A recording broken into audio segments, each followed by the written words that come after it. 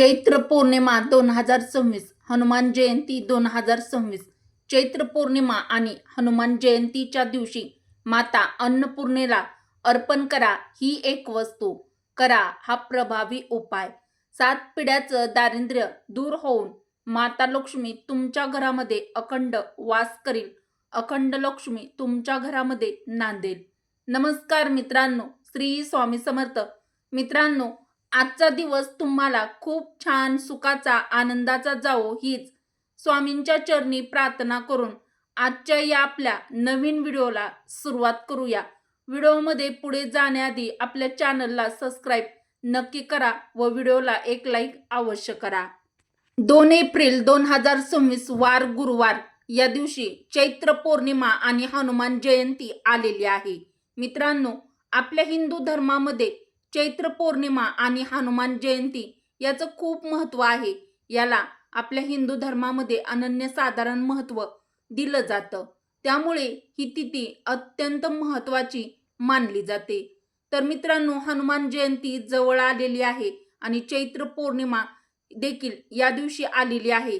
तर चैत्र पौर्णिमा आणि हनुमान जयंतीच्या दिवशी काही प्रभावी सेवा, काही प्रभावी उपाय केले तर त्याचं फळ हे आपल्याला दुपटीने मिळत असतं. म्हणून आपल्याला या चैत्र पौर्णिमेच्या दिवशी माता अन्नपूर्णेला एक वस्तू अर्पण करायची आहे. तर ती वस्तू अर्पण केल्याने 7 पिढ्याचं दारिद्र्य दूर होईल आणि माता लक्ष्मीची कृपा तुम्हाला प्राप्त होईल. लक्ष्मी माता तुमच्या घरामध्ये अखंड वास करेल. हनुमान जयंती आणि पौर्णिमा तिथी हिंदू धर्मात माता अन्नपूर्णा आणि महाबली हनुमान यांना समर्पित आहे. दरवर्षी हनुमान जयंती चैत्र महिन्यातील पौर्णिमेला साजरी केली जाते. या दिवशी अन्नपूर्णा मातेची उपासना केल्याने घरात सुख समृद्धी येते. आपल्या घरामध्ये कधीच अन्न धन धान्याची कमतरता भासत नाही.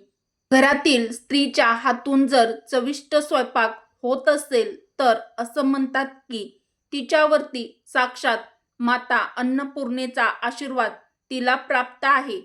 घरातील स्त्री ही त्या घरची लक्ष्मी मानली जाते. हनुमान जयंती दरवर्षी चैत्र महिन्यातील पौर्णिमेला साजरी केली जाते. चैत्र पौर्णिमा तिथी प्रारंभ 1 एप्रिल वार बुधवार सकाळी 7:06 सुरू होणार आहे व पौर्णिमा तिथी समाप्त 2 एप्रिल 2026 वार गुरुवार या दिवशी सकाळी 7:41 समाप्त होणार आहे. त्यामुळे 2 एप्रिल 2026 वार गुरुवार या दिवशी हनुमान जयंती साजरी करण्यात येईल. तसेच या दिवशी चैत्र पौर्णिमा देखील साजरी करण्यात येईल. तर या चैत्र पौर्णिमेच्या दिवशी अन्नपूर्णा देवीची पूजा उपासना करण्याला अत्यंत अनन्यसाधारण असं महत्त्व दिलं जातं. याचं फळ आपल्याला दुपटीने मिळत असतं. यासाठी आपल्याला काही प्रभावी सेवा आणि काही उपाय देखील या दिवशी करायचे आहेत. तर ते व्हिडिओमध्ये मी तुम्हाला कोणती वस्तू अन्नपूर्णा देवीला अर्पण करायची आहे हे आजच्या व्हिडिओमध्ये मी सविस्तर सांगणार आहे. त्याआधी व्हिडिओला एक लाईक अवश्य करा. मराठी रोहिणी किचन आपल्या चॅनलला सबस्क्राईब देखील जरूर करा, जेणेकरून तुम्हाला हनुमानजी आणि माता अन्नपूर्णा यांचे आशीर्वाद लाभतील. चैत्र पौर्णिमा आणि हनुमान जयंती एकाच दिवशी आल्यामुळे हिंदू धर्मशास्त्रामध्ये काही प्रभावी उपाय सांगितले जातात. तर व्हिडिओमध्ये मी तुम्हाला एक अतिशय प्रभावी उपाय सांगणार आहे. या चैत्र पौर्णिमा व हनुमान जयंतीच्या दिवशी तुम्ही उपवास नाही केला तरी चालेल किंवा कोणतीही सेवा केली नाही तरी चालेल, पण हा छोटासा प्रभावी उपाय नक्की करा. अन्नपूर्णा देवीला ही एक वस्तू अर्पण करा. ही वस्तू अर्पण केल्याने तुमचा एका रात्रीत आयुष्याचं सोनं होईल. 7 पिढ्याचं दारिद्र्य नष्ट होऊन तुमच्या घरामध्ये माता लक्ष्मी स्थायी वास करेल. घरात धनधान्य संपत्ती पैसा हा कमी पडणार नाही. घरात अखंड लक्ष्मी वास करील. अशी कोणती वस्तू आपल्याला अन्नपूर्णा देवीला अर्पण करायची आहे हे सविस्तर माहिती आजच्या व्हिडिओमध्ये मी तुम्हाला सांगणार आहे. त्यामुळे व्हिडिओ शेवटपर्यंत बघा, कोठेही स्किप करू नका. पौर्णिमेच्या दिवशी अन्नपूर्णा मातेचा जन्मदिवस मानला जातो, त्यामुळे पौर्णिमा तिथी अत्यंत महत्त्वाची आहे. तसेच या दिवशी हनुमान जयंती देखील आलेली आहे, त्यामुळे या दिवशी अन्नपूर्णा मातेची सेवा, प्रभावी उपाय हे आपण अवश्य केलेच पाहिजेत. यामुळे आपल्या घरात सुख, शांती, समृद्धी, धन, धान्य, अन्न व संपत्तीच्या प्राप्तीसाठी अन्नपूर्णा देवीची पूजा ही अवश्य करावी. तर पौर्णिमेच्या दिवशी ही पूजा केल्याने त्याचं फळ आपल्याला दुपटीने मिळत असतं. पूजा केल्याने घरात सदैव सुख समृद्धी राहते. तसेच हनुमान जयंतीच्या दिवशी दान केल्याने शुभ फळ प्राप्त होतं. हनुमान जयंतीच्या दिवशी शुद्ध अंतकरणाने आणि निर्मळ मनाने माता अन्नपूर्णेला ही सेवा तुम्ही नक्की करा. तर अन्नपूर्णा मातेची पूजा तुम्हाला करायची आहे व ही एक वस्तू तुम्हाला अन्नपूर्णा देवीला अर्पण अवश्य करायची आहे. 2 एप्रिल 2026 वार गुरुवार या दिवशी सकाळी तुम्हाला ब्रह्ममुहूर्तावरती लवकर उठायचं आहे आणि स्वच्छ स्नान करून घ्यायचं आहे. स्वच्छ कपडे परिधान करायचे आहेत. त्यानंतर गोमूत्र शिंपडून आपलं देवघर तुम्हाला स्वच्छ करायचं आहे. आपल्या घरातील फरशी देखील तुम्हाला स्वच्छ करायचे आहे. घर स्वच्छ ठेवायचं आहे, कारण माता लक्ष्मीला व अन्नपूर्णा मातेला स्वच्छता ही अत्यंत प्रिय आहे. आपलं देवघर स्वच्छ करायचं आहे.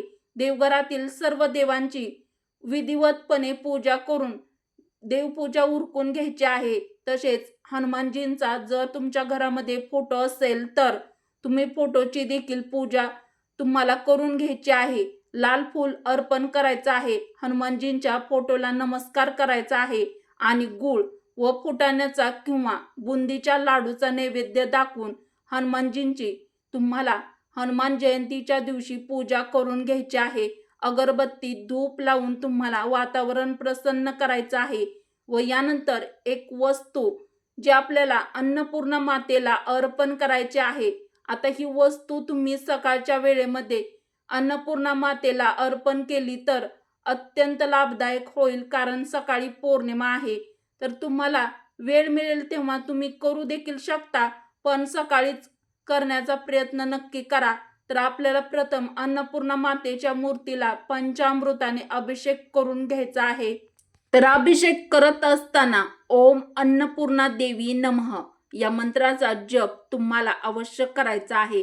यानंतर तुम्हाला मूर्ती स्वच्छ कपड्याने स्वच्छ पुसून घ्यायची आहे.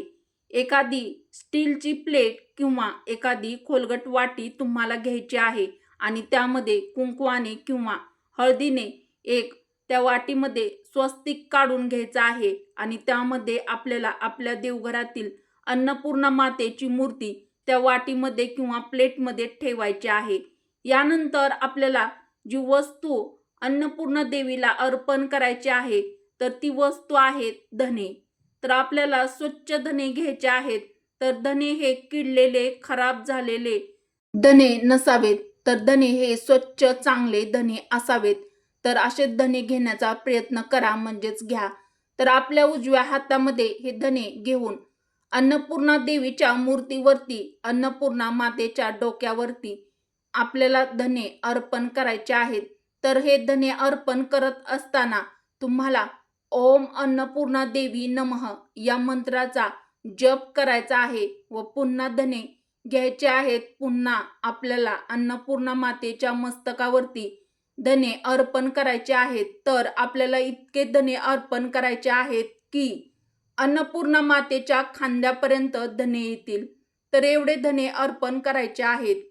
5 बोटांनी तुम्ही हे धने अर्पण करू शकता. धने अर्पण करून झाल्यानंतर अन्नपूर्णा मातेला तुम्हाला हळद कुंकू लावून घ्यायचं आहे. स्वतः देखील हळद कुंकू लावून घ्यायचं आहे. 3 पिवळी फुलं अन्नपूर्णा देवीला अर्पण करायचे आहेत. त्यानंतर अक्षदा म्हणजे तांदूळ अर्पण करायचे आहेत. अन्नपूर्णा मातेची मूर्ती तुमच्या देवघरा समोरून तुम्हाला तशीच धन्यामध्ये ठेवलेली जी आपण आहे तर ती उचलून घ्यायची आहे. आता आपल्या स्वयंपाकघरामध्ये ही मूर्ती आपल्याला घेऊन जायची आहे आणि तिथे एक तुपाचा दिवा प्रज्वलित तुम्हाला करून घ्यायचा आहे. तर हा दिवा कुठे प्रज्वलित करायचा, तर तुमची गॅस शेगडी जिथे तुम्ही ठेवलेली आहे त्या गॅस शेगडीवरती तुम्हाला ही अन्नपूर्णा मातेची मूर्ती धन्यामध्ये जी आपण ठेवलेली आहे तर ती वाटी तेथे ठेवायची आहे आणि तिच्या समोर एक तुपाचा दिवा लावून घ्यायचा आहे. गॅस शेगडीवरती कुंकवाने एक स्वस्तिक तुम्हाला काढून घ्यायचं आहे आणि त्यावरती हळद, कुंकू, अक्षदा, फुले तुम्हाला अर्पण करून घ्यायचे आहेत. अगरबत्ती लावून घ्यायची आहे आणि तिथे सुद्धा तुम्हाला अन्नपूर्णा देवीची पूजा करायची आहे. तर चैत्र पौर्णिमा व हनुमान जयंतीच्या दिवशी संपूर्ण दिवसभर तुम्हाला ही अन्नपूर्णा मातेची मूर्ती व हा तुपाचा लावलेला दिवा तुमच्या स्वयंपाकघरामध्ये उत्तर दिशेला ठेवायचा आहे. दुसऱ्या दिवशी सकाळी अन्नपूर्णा मातेची मूर्ती त्या धन्यामधून बाहेर काढायची आहे व आपल्या देवघरामध्ये आपण दररोज ज्या वाटीमध्ये तुम्ही तांदूळ भरून अन्नपूर्णा मातेची मूर्ती ठेवता तर देवघरामध्ये जेथे तुम्ही दररोज ठेवता त्याप्रमाणे त्या वाटीमध्ये अन्नपूर्णा मातेची मूर्ती तुम्हाला ठेवायची आहे. काही धने तुमच्या देवघरामध्ये तुम्हाला ठेवून द्यायचे आहेत आणि शिल्लक धने तुम्ही जेथे तुमचे पैसे ठेवता, दागिने ठेवता तेथे ठेवले तरी चालतील किंवा तुमच्या स्वयंपाकघरामध्ये देखील तुम्ही हे धने उरलेले वापरू शकता. तर चैत्र पौर्णिमेच्या किंवा हनुमान जयंतीच्या दिवशी तुम्ही हा प्रभावी उपाय केल्यामुळे महाबली हनुमान आणि माता अन्नपूर्णा या दोघांची कृपादृष्टी किंवा कृपा आशीर्वाद तुम्हाला नक्कीच मिळतील व तुमच्या घरामध्ये सुख, शांती, समृद्धी, ऐश्वर आणि तुमच्या घरामध्ये कधीच धनधान्याची कधीच कमतरता भासणार नाही. माता लक्ष्मी व अन्नपूर्णा देवी तुमच्या घरामध्ये अखंड वास करेल. तर मित्रांनो, उपयुक्त माहिती व हा व्हिडिओ तुम्हाला कसा वाटला ते देखील मला कमेंट करून नक्की कळवा. व्हिडिओ आवडला असेल तर व्हिडिओला एक लाईक अवश्य करा व मराठी रोहिणी किचन आपल्या चॅनलला सबस्क्राईब देखील जरूर करा.